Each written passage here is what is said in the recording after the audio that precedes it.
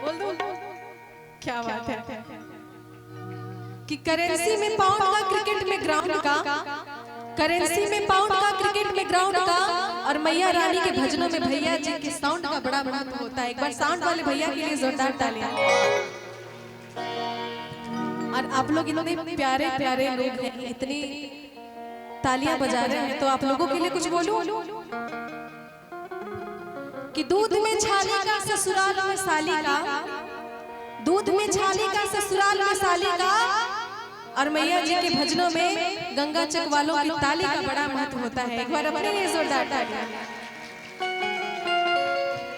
और आइए भोले बाबा के भजन कुछ होने चाहिए कि लोग सावन में जलवा चढ़ाई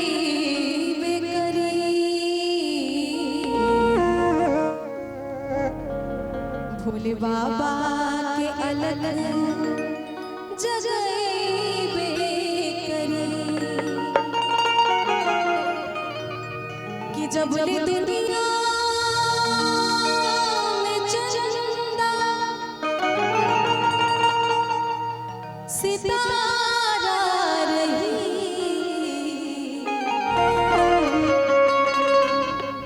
नारा बोल बम के हरदम सुनई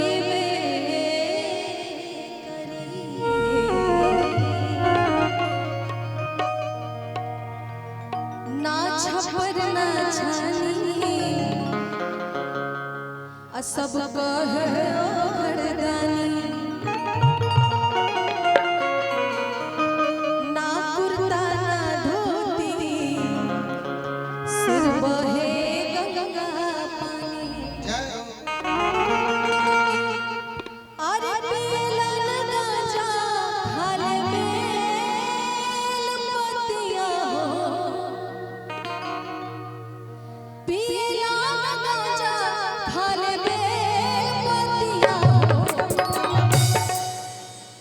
इसमें आप लोग तालियां नहीं बजाएंगे ना?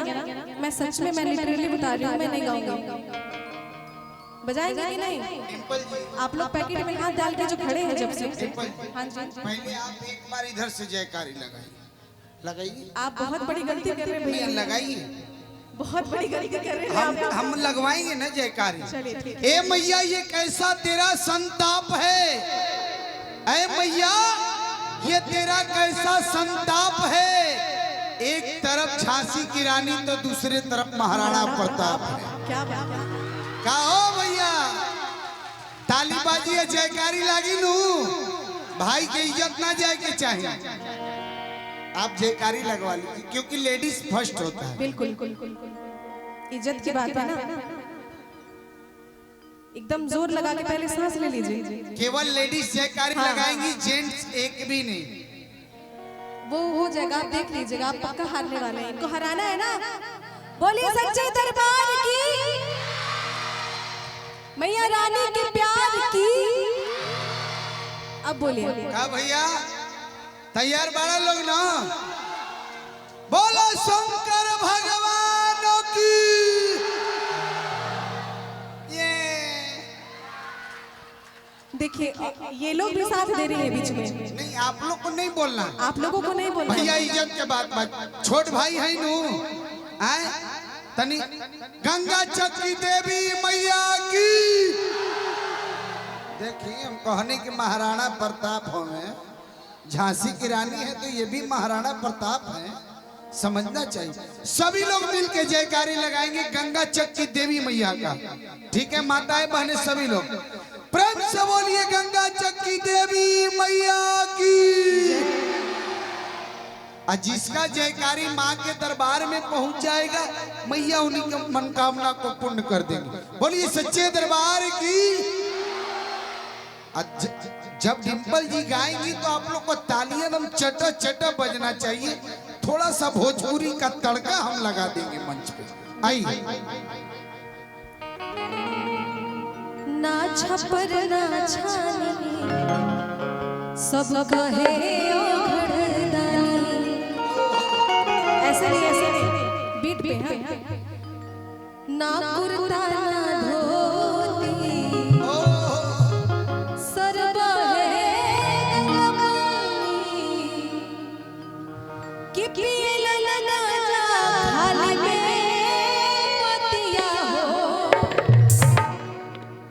अरे पियला ना जा खाल ले मोतिया हो डम डम हो डम डम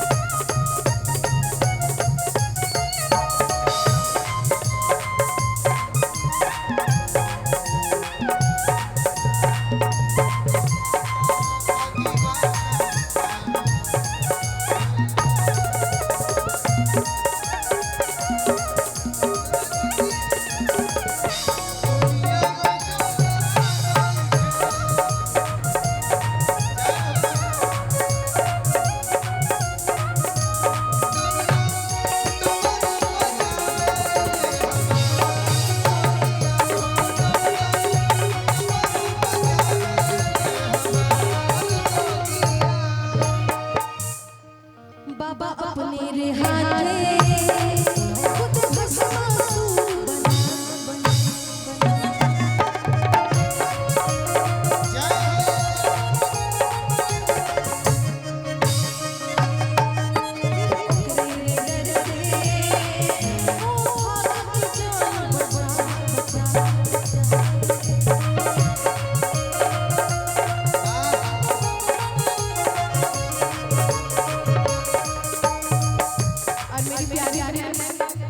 बहुत सारा आशीर्वाद, बहुत सारा प्यार, बहुत बहुत धन्यवाद।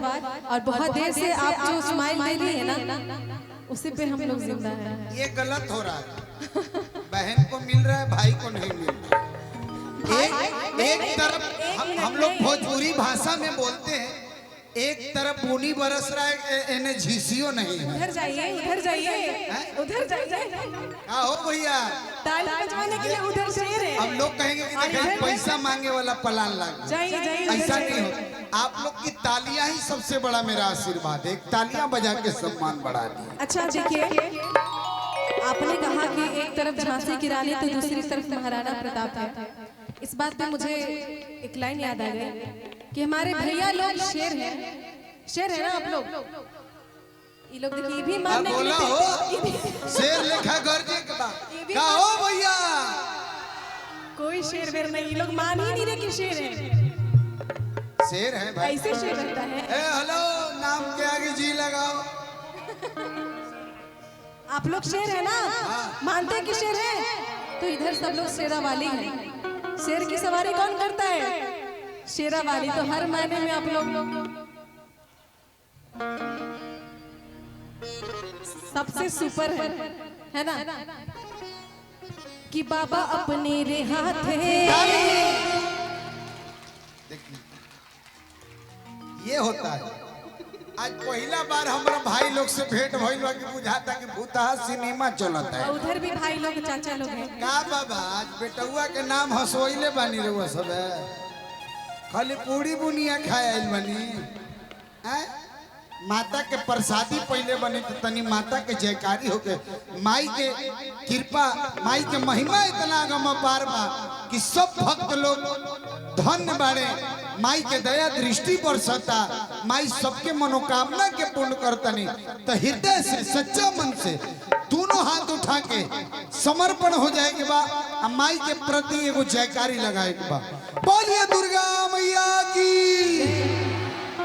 हाँ, ये ये होना चाहिए कि किसी की हस्ती जिंदा है तो किसी की मस्ती जिंदा है, किसी की हस्ती जिंदा है तो किसी की मस्ती जिंदा है, और जो मैया के भजनों में ताली ना बजाए वो जबरदस्ती जिंदा है। और सुना दो कि अकड़ मुर्दों की पहचान होती है, अकड़ मुर्दों की पहचान होती है, और जो लोग भजनों में नाचते हैं झूमते हैं उन्हीं में जान होती है, उन्हीं में जान होती है। बोलिए सच्चे दरबार की। तो जो लोग जिंदा है वो एक मिनट देखिए, पैसा आता है तो हम बहुत ज्यादा ध्यान देते हैं। चूंकि अभी तक मेरा खाता नहीं खुला। आपका शुभ नाम भैया? बिट्टू सिंह। आदरणीय बिट्टू भैया की तरफ से ये हमको दिए हैं ना, पर्सनल ना, इसमें बांटना उठना नहीं ना। बहुत बहुत धन्यवाद।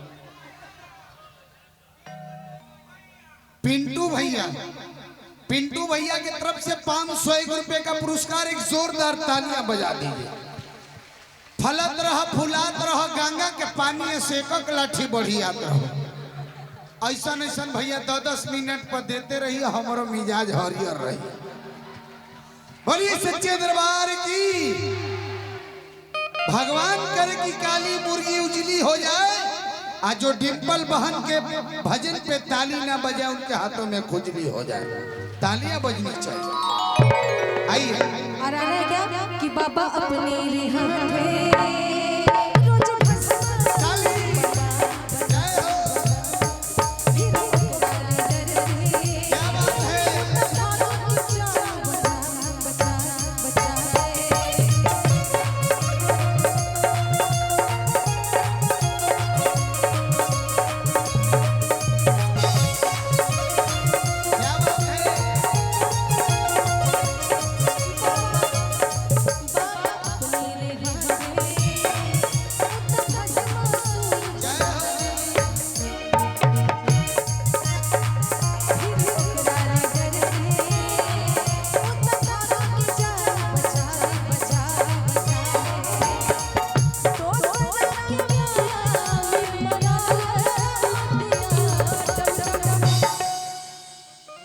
आज बहुत सारी महिलाएं सोमवारी का व्रत की होंगी, भोले बाबा जैसा पति मिले।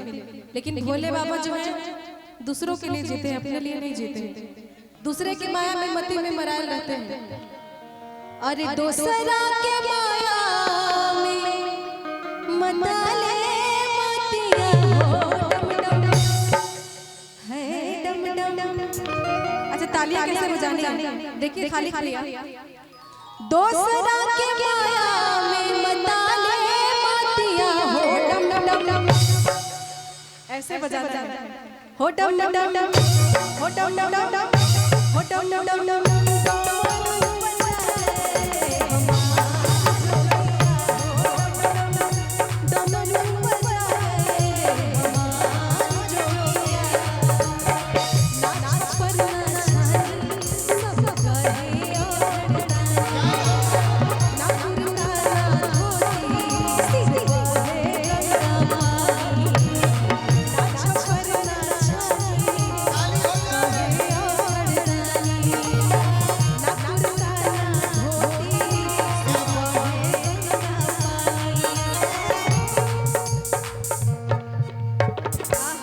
ये देखिए, जो हमारे कमेटी के सचिव, कोषाध्यक्ष, कमेटी के सचिव जो होते हैं ना साहब, जितना कमेटी का माल पानी है सब इन्हीं के पास रहता है। ये सही बात है ना।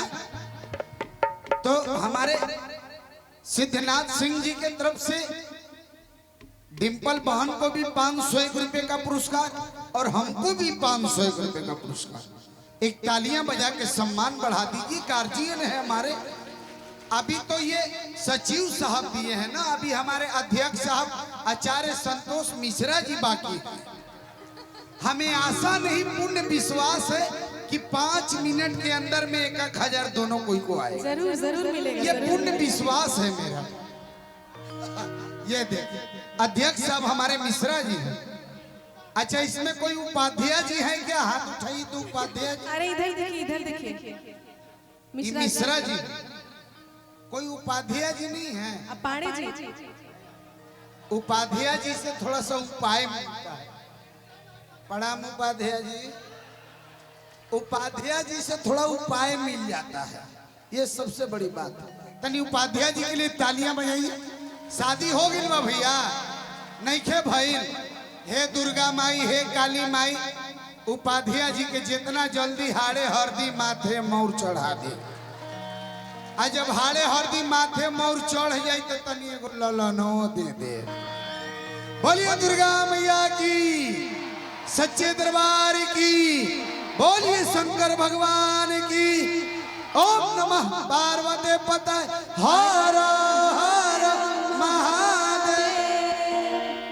और जिनको जो भी मांगना है अर्जी लगाने है यहाँ पे संपर्क करें खाली कीजिए।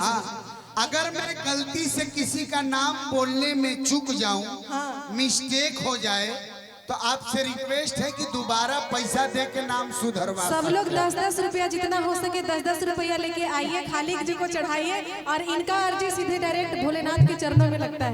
आके आप लोग अर्जी लगवा सकते हैं। हम तो महादेव के भक्त हैं बोस, है ना? तो सब 10-10 रुपया लाए हैं। अब पैसा थोड़ी मांग रहे हैं। अर्जी लगाने का दक्षिणा लीजिएगा ना। अर्जी तो भोले बाबा सबका लगाते हैं। ये सावन का पावन मेला है। जो श्री राम के भक्त होंगे, मर्यादा पुरुषोत्तम श्री राम के, तनी दोनों हाथों को उठाइए। जो मर्यादा पुरुषोत्तम श्री राम के भक्त होंगे, दोनों हाथों को उठाइए और जोरदार जयकारा। जय श्री राम, जय श्री राम। जो राम का नहीं वो किसी काम का नहीं। बोलिए शंकर भगवान की। एकदम एक भजन आपका एकदम तड़कता भड़कता चलेगा, उस पे हम डांस करेंगे। आशा नहीं पूर्ण विश्वास है कि मिश्रा जी कुछ ना कुछ जरूर भेजेंगे। चल मिश्रा जी तैयार रहिए। कि बाबा भोले बाबा राहुल गजबे कहानी। जय हो। अरे सावन में ही लटिया टूटही पलानी। आप लोग बोलेंगे भोजपुरी भजन सुनते हैं, ज्यादा पसंद करते हैं, तो आप लोगों के लिए सुना रही हूँ। तालियां एकदम जोरदार बजनी चाहिए। जागरण का मतलब यही होता है, अकेले हम लोग आप लोग सोच रहे हो कि गाने आई हैं और हम लोग से मेहनत करवा रही हैं। जागरण का पूरा मतलब सही मतलब यही होता है कि सब लोग मिलके एंजॉय कीजिए, सब लोग मिलके झूमिए। कि बाबा भोले बाबा राउर गजबे कहानी। अरे सावनों में ही लटिया टूटही पलानी। ई जमाना बा दीवाना, तू न पूछा कैसे। ई जमाना बा दीवाना, अरे तू न पूछा कैसे। हमर जोगिया के किसी भी बड़ दुनिया में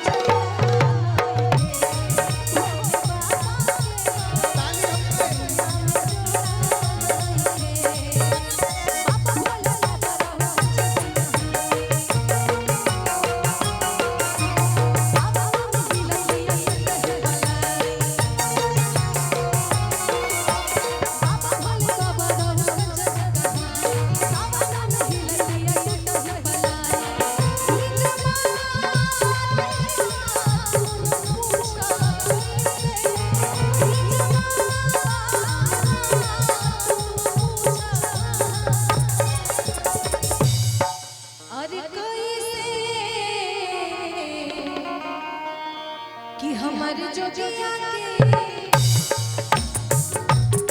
भोले बाबा के दुनिया में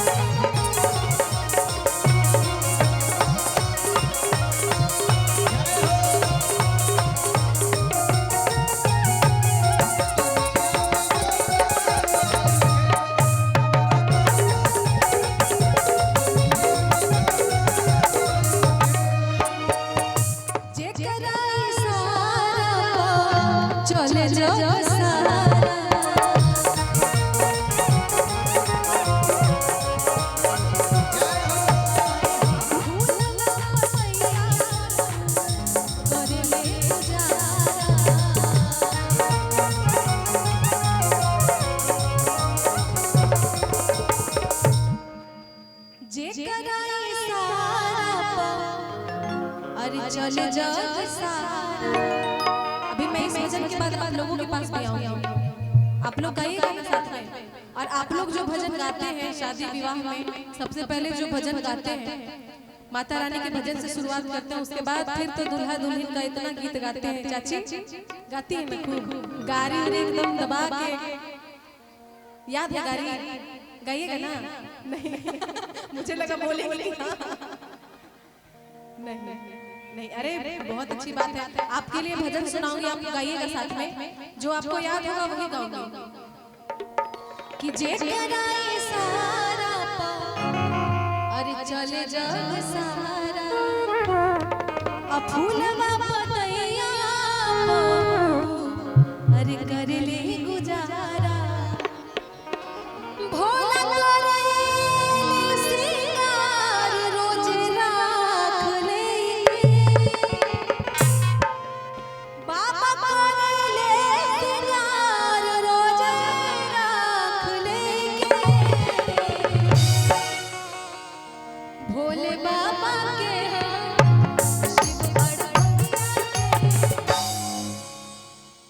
एक बार ताली के साथ भैया यही बीट पे कि शिव एक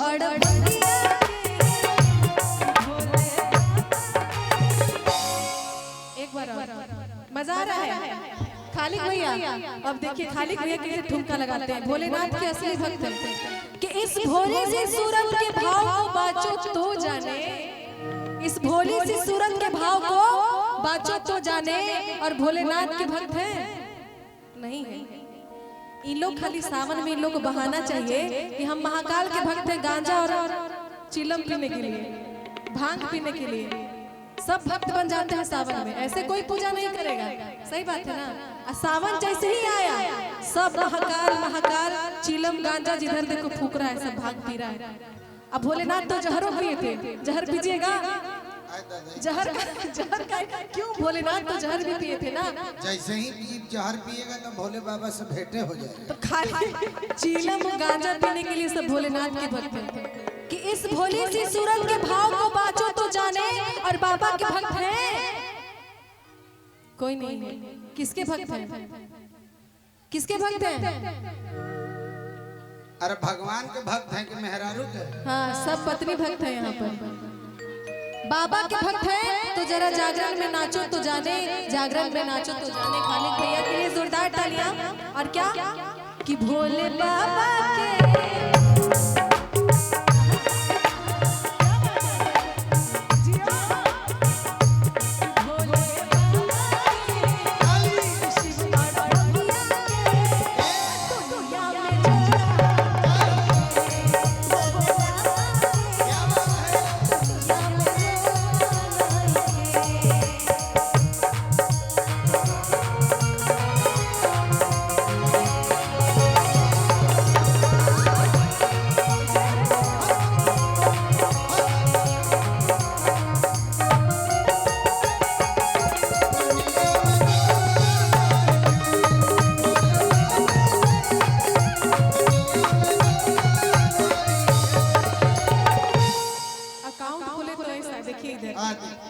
मिश्रा जी चरण स्पर्श करते हैं कमेटी के अध्यक्ष साहब। नगदा नगदी 500।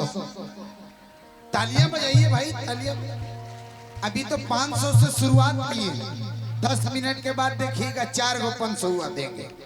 सब पैकेट खाली करवा के आपको भेजेंगे। आशा नहीं पूर्ण विश्वास है। चूंकि मैं ये जो कमेटी है ना साहब, बहुत दिलदार कमेटी है। चूंकि ये भक्ति भजन में जो आस्था रखती है मन में, इस कमेटी के लिए एक बात कहना चाहूंगा कि हमको बनावटी लोगों के व्यवहार अच्छे नहीं लगते। ईमान जहां बिक जाए वो बाजार अच्छे नहीं लगते। जिस घर में माँ बाप की कदर ना हो साहब, हमें कोई त्योहार अच्छे नहीं लगते। एक तालियां बजा के सम्मान बढ़ा, इसलिए